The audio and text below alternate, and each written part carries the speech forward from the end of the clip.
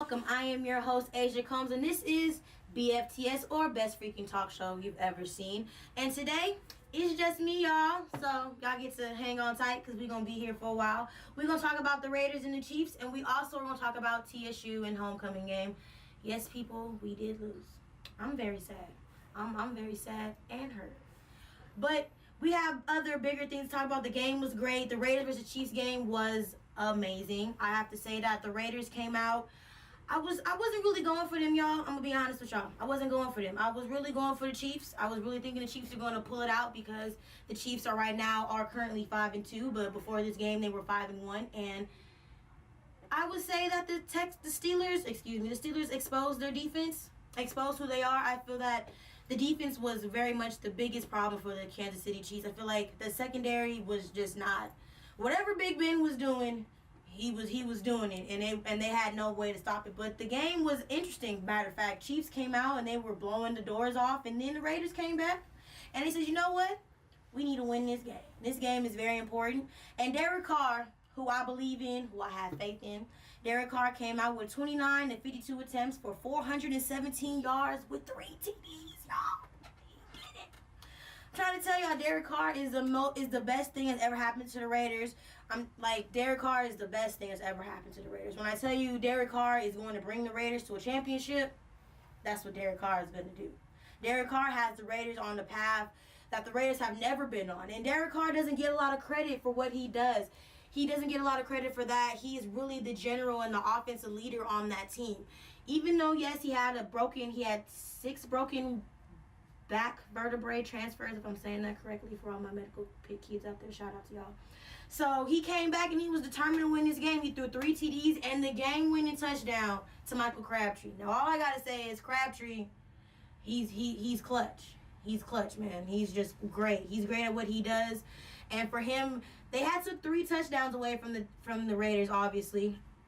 They didn't let the Raiders score. Obviously, the Raiders scored 3 times, and the refs were like, no, that wasn't any good points. They didn't let them go to points. So for the final untimed down, the Raiders, they won the game, y'all, 31-30. Kareem Hunt was a non-factor. Very shocking because Kareem Hunt is very, very important. Kareem Hunt does a lot of running the ball.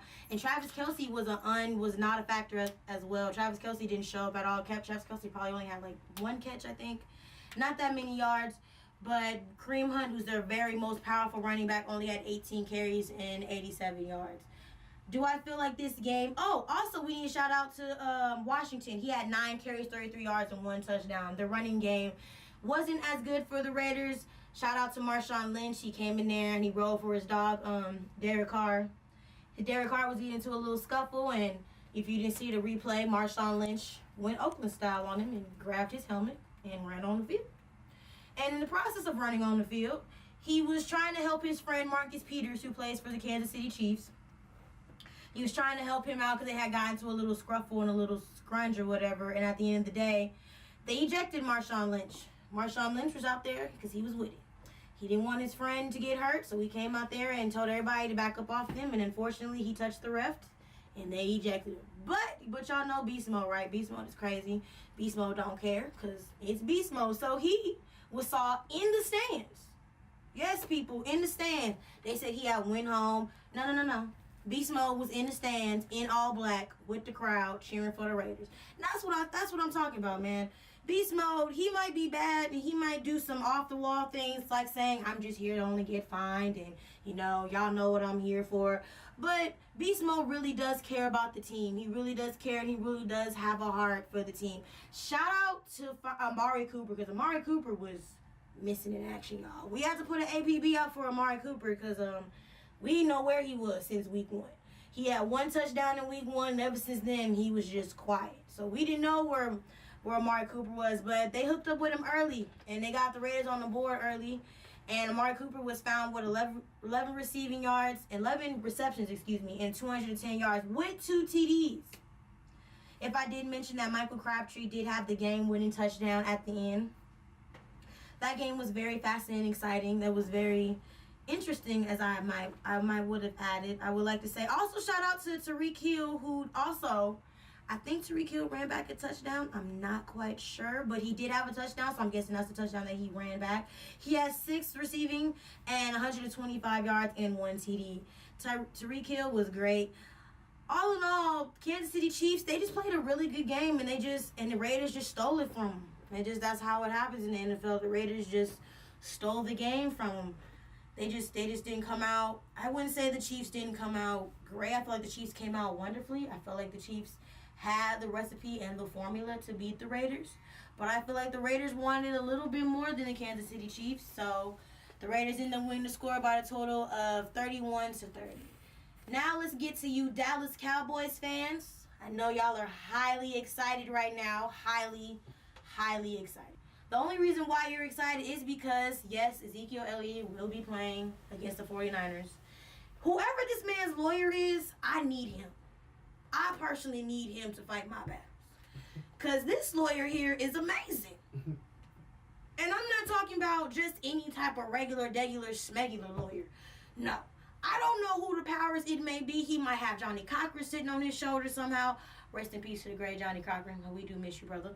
But I don't know who his lawyer is, but I need him. Because personally, the fact that his lawyer has beat the NFL 3 times is saying something. And it's really proven that Ezekiel Elliott did not do what this young lady said that he did. He did not abuse this young lady, because if he did, I don't think that his lawyer will be fighting so hard for Ezekiel to play on the team right now as he is. And I just have to shout out to that lawyer. They're all saying, oh, it's Jerry Jones. No. That's not Jerry. Even though Jerry want him to play on the field, I highly doubt Jerry would have thought that he was going to come into the season with off and on with Ezekiel not playing, or is he playing, or him and Dak chemistry going to be good, what's going on with Dez Bryant. I know that Jerry Jones did not think coming into this season that his star running back would be able to defeat Roger Goodell. And that is what happened, people. He has been able to defeat Roger Goodell not once, not twice, but 3 times, y'all. We got to get this man lawyer a round of applause. Like, he's like the best lawyer that we've seen to defeat the commissioner at his game. We all know what happened with Brady and how the NFL and the commissioner himself was not fair to Brady. And we all know that as a Patriot fan, I wish Brady had Ezekiel Elliott's lawyer. Because I want to know how you've been able to defeat the NFL 3 times and still be able to play. I just need to know the formula. I don't know what you're doing. I don't know if you got Johnny Cochran on the side and this is his brother. I have no clue. But I need to know, because I'm just very shocked that the NFL is still wanting to pursue this, even though that they've been beaten hands over and over and over again. It would seem that the NFL has more important things to worry about, instead of trying to see if Ezekiel Elliott really abused this woman, or if Ezekiel Elliott really did what this woman is accusing him of doing. I feel that as if the NFL should just stop this suspension altogether, because they've already lost. It's over with. There's nothing you can do. The man gonna play. And that means you're gonna have to go back to court. You're gonna have to file it again. And then he ain't gonna be able to play. And then his lawyer gonna come back. And then he gonna be able to play. So it's like, do you really want to keep going with the back and forth? Or do you really just want to just be like, you know what, just forget it? Because obviously, he doesn't believe that the truth that this young woman has said about him. Obviously, he does not believe that's the case. And in other news that's going around the NFL, we have to talk about Cam Newton once again. And Cam Newton this time is in trouble again for missing 2 media days. I don't know if that's a problem, to be honest, because I think all quarterbacks have missed media days. Or if not all, have not been to a media day per se when they were supposed to be. But the rumor around the league is that that Cam Newton has missed 2 available media days, and everybody's thinking that this is an uproar and they're going back to when he was a sore loser against the Denver Broncos. But I just want to say, why does it matter if Cam doesn't come to a media availability? I know they have to do it. I know they have to get paid for it. I know that this is a part of their job. But why are we making it such a big deal that Cam Newton didn't come to his 2 available media days, that he skipped it? Why are we making it seem like he's skipping these media days because of the reporter that he supposedly made fun of, who obviously could take a joke, obviously? Why does it matter? because the woman Rodriguez that he said that it was funny that woman writing routes, she hasn't had a byline ever since then. So is that are we gonna talk about how she hasn't had a byline?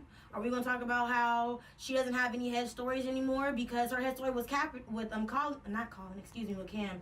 I keep thinking about Colin.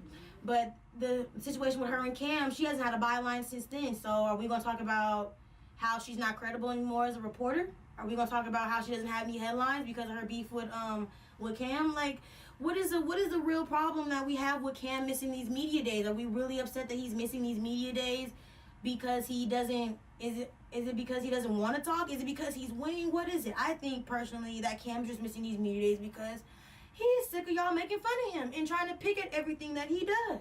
I feel like Cam is like, look, why do I need to waste my hard-earned time going to media sessions when y'all don't even like what I have to say most of the time? And most of the time, I'm coming in there with a joking, playful manner. So why should I come to media availability days when y'all don't even take me serious in my craft, or when I'm supposedly critiquing someone, or I'm supposedly saying, oh, it's funny to run routes, y'all say that I'm degrading and demeaning women, when that was totally not his case that Cam was trying to do for the young reporter Rodriguez. He was totally given aback by the situation. And I hate that in the media that we keep bringing up about the Super Bowl. This man lost the Super Bowl. This is the biggest thing that he's ever wanted in his whole life. The Super Bowl. And you want me to be nice and smile and be happy? Man, I just got crushed by a linebacker coming off the line in 2.3 seconds.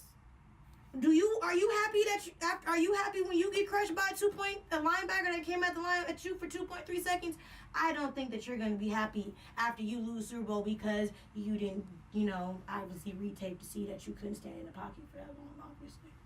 But I feel like the whole situation with Cam is just totally blown out of proportion, just way blown out of proportion, and there's no need for us to go back and keep talking about the situation with the young reporter with Rodriguez and his prior instances in the Super Bowl. I feel like that this is a whole different incident, and that we don't know why Cam has missed availability. It could have been family issues. It could have been anything going on. He does have 2 kids.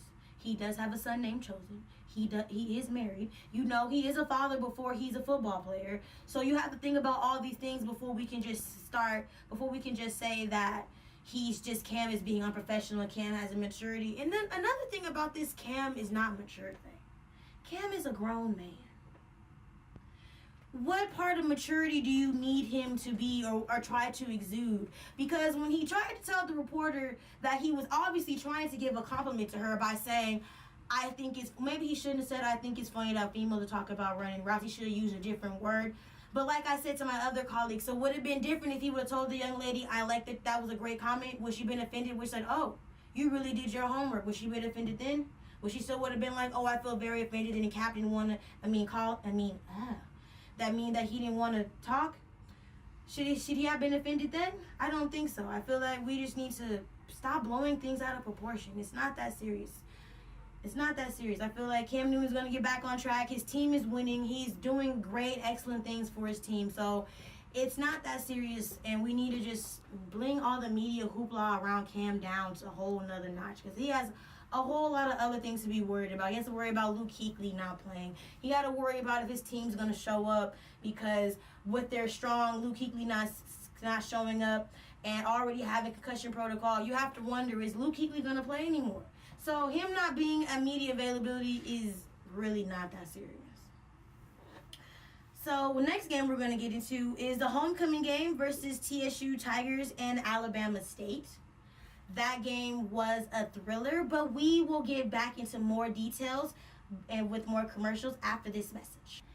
And we're back. This is your host, Asia. This is Best Friends Talking Sport, or the best freaking talk show ever, however you want to call it. But it's just me today, y'all. Y'all just hanging with me, so this is the Asia show. Y'all just going to chill and hang out with me. And we're going to talk about, up next, is the TSU homecoming game, which was a thriller, might I add. It was an amazing game. TSU started off hot and fast, started off amazing like we talked about last week, started off with just everything we wanted TSU football to do, they did. They did everything. Started off fast, offensive side of the ball and defense side of the ball. Defense side of the ball was amazing. Defense was great.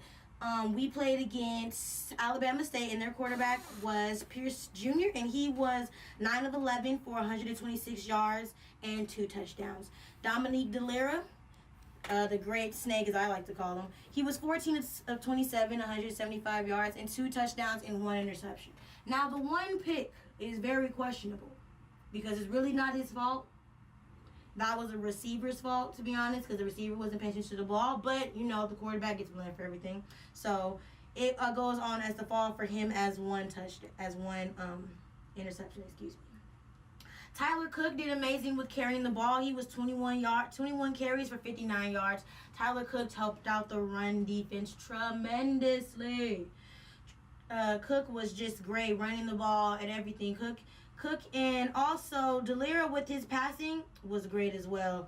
DeLira did great with the passing. He was good for the touchdowns. He did a lot of long balls, a lot of deep long balls for catchable for Tyler Cook to catch. Also, I want to say Brad Woodard did good as well. Brad was also very well. Brad also ran the ball quite well. Not as well as Cook, but he did run the ball quite as well. Not a lot of penalties this game, you guys. We talked very heavily on penalties. Very, very heavily on penalties. And penalties was not a factor in this game. Neither on offense or defense penalties wasn't a factor. We also talk about special teams. Nothing happened in special teams. No kickbacks for returns or anything. But very good kick returns from the ball, though. We were very good on that side of the ball.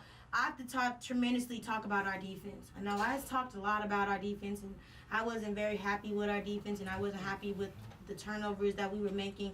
But I have to shout out to the defense one time. The defense showed up that game. They wanted that W. They wanted that W for homecoming. And if you weren't out there for homecoming festivities, man, you missed it for the ages. Because TSU was live for homecoming.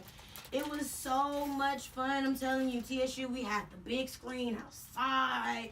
We had all the fraternities, sororities, all the old alumni, new alumni, recent graduates. We was all out there rooting for TSU. We even had TSU on the big screen in the parking lot.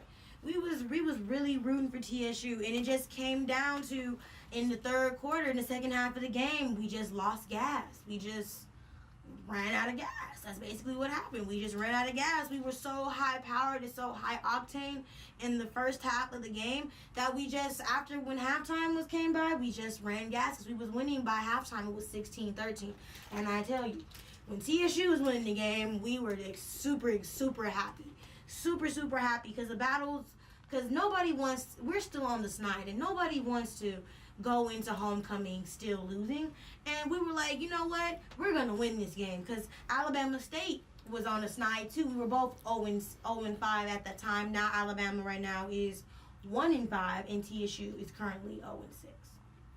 And so we were very pumped by halftime. We were loving what Dominique DeLira was saying, like I call him, the Snake DeLira. Snake DeLira was doing great. He was just throwing the ball, accuracy, being very comfortable in the pocket, very much knowing his receivers' routes and what they were doing. Running game looked clean and crisp. Everybody was on the same page. Defensive-wise, it was great. The first half stats, TSU did very good in the first half with 19 first downs and total yards where they basically outbeat Alabama State, basically, in the first half. They had 175 to Alabama's 173. So they were crushing, dominant the first half, just dominant. What we expect for TSU football to be is dominant. We saw those glimpses back in last year with Jay Kristoff, and we almost beat PV for the Labor Day Classic. We saw those glimpses again at the homecoming game. We saw what TSU could possibly be and what we're going to. We have a lot of young rookies, and I mean a lot of young rookies, and a lot of freshmen. But if we just keep, moving the ball and being proactive as how we've been, I feel that if we keep the same momentum and the same totality that we've had when it was homecoming, I feel like we can be able to turn this program around within 3 to 4 years. I feel like if we just keep the core that we have right now, I feel that Dominic DeLira and Jay Kristoff, I feel like they're very good quarterbacks. They might be pick prone, they might throw a lot of interceptions, but when it's their time to shine, they shine, and they're gonna shine for whatever reason, regardless if they're gonna shine with their legs or with their arms. They know that they can do. They feel very comfortable and safe in the offense. Now let's talk about Alabama State. Well, there's nothing really good to talk about. All we got good, positive things to talk about Alabama State. Nothing bad on the defensive side. Like I said, Pierce Jr., he was 9 of 11 for 126 yards with 2 touchdowns. We had Levy with 1 carry and 46 yards, and White with 2 receptions, 72 yards, and 1 TD. White was a factor for Alabama State because White was really catching those balls. White and Pearsons have really good connection. Really good connection. Oh, I forgot to mention Jefferson from TSU. How could I forget to mention Jefferson? Jefferson was another TSU player that had 2 receptions, 40 yards, and 1 touchdown. So, as you see, TSU was clicking on all cylinders. All cylinders. First half of the game, scoring, how much time of possession on the clock, how many total run yards plays. TSU was dominating in the first half of the game. It's just like I said, second half, we just ran out of gas. And I feel if we keep the same momentum and the same pressure, and if we can keep it going throughout all 4 quarters, because the football is a whole 60 minutes. So if we keep this momentum and this agility that we have for homecoming, I feel that this will not only help us, but further to see that we are competition actually in the SWAC once our players get it together and once we get it together, because Coach Hayward is doing an amazing job. Coach Hayward, we can't not say enough how much Coach Hayward is trying to turn this program around and this team around, and he has done it very, very slowly, not as fast as how I would like for him to do it, but he has done it. But what he's have to work with, he's really done it. He's made that turnaround that we've needed for school and as a team to be more energized into TSU athletics. So TSU does not have a game this coming week. We have a bye week. But our next game is against the great Grambling Tigers, who are now 5-1. They lost to Tulane State by the score of 43-14. So you know that Grambling's trying to revenge that loss to Tulane. And it's also Grambling's homecoming, so you know they're finna show out for Grambling's homecoming. You know Grambling's finna be live. I wish I could be out there. Shout out to all my Grambling alumni. I have a bunch of family that goes to Grambling, so shout out to y'all for your homecoming. I wish I could be there.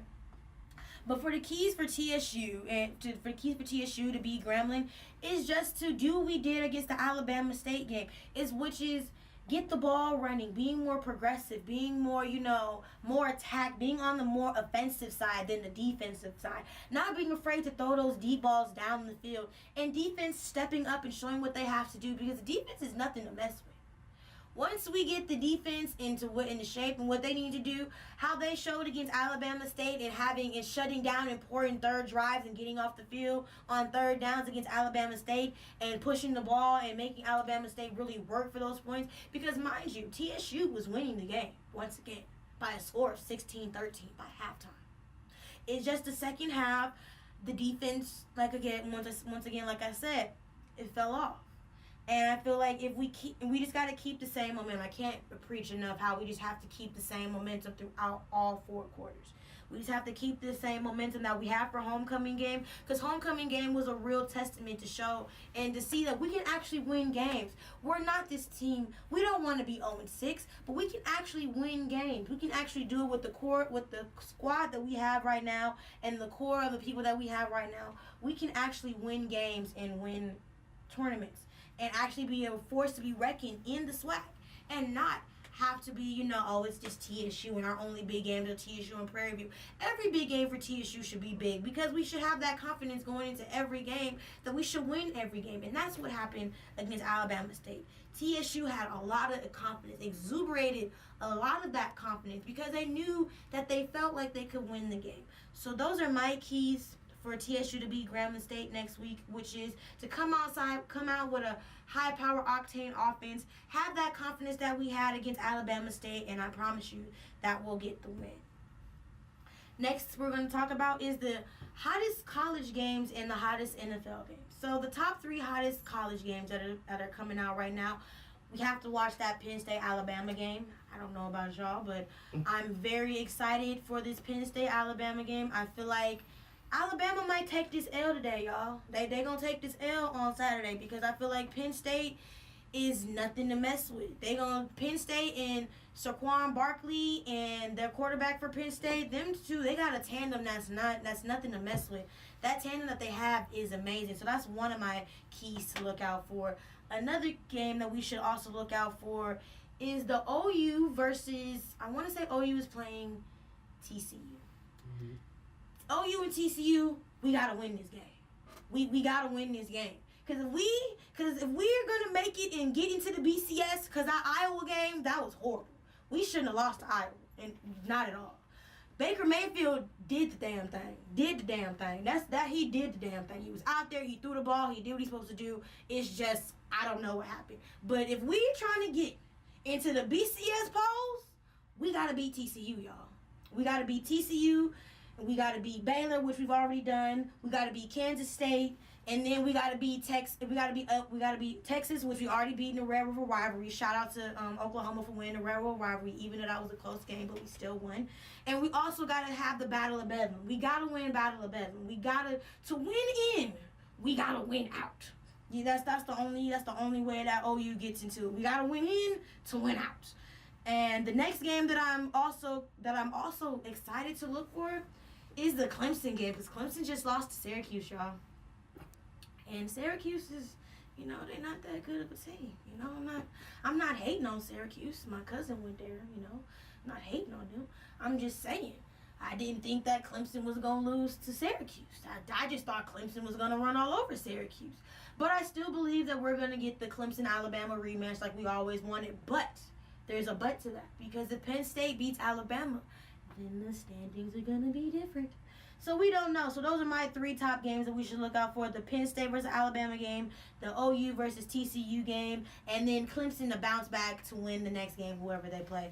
I know that Clemson's going to bounce back regardless, but just still, Clemson and Syracuse. That game was a tight game, but Clemson shouldn't have lost that game. They should have won that game easily. The top 3 football games that we have in the NFL, obviously the Patriots versus the Falcons. It's a repeat. I spot you 25. That's funny. I spot you 25. So I spot you 25 in the Super Bowl. So the Falcons and the Patriots. That's the game that we definitely have to look out for. I'm definitely, I hope we don't go down by 25 points again. I hope that we come out and win. I have a problem with our defense, our secondary. They're garbage. I've been saying this. That's nothing new to me. I've been saying that our defense and our secondary is garbage, and I'm sick of Brady having to come back to make us win games. That's so annoying because he's 40 years old, and if we want blitz for 6 for real, then we really need to protect him, and we really need to have a great defense. But that's for another day, for another topic.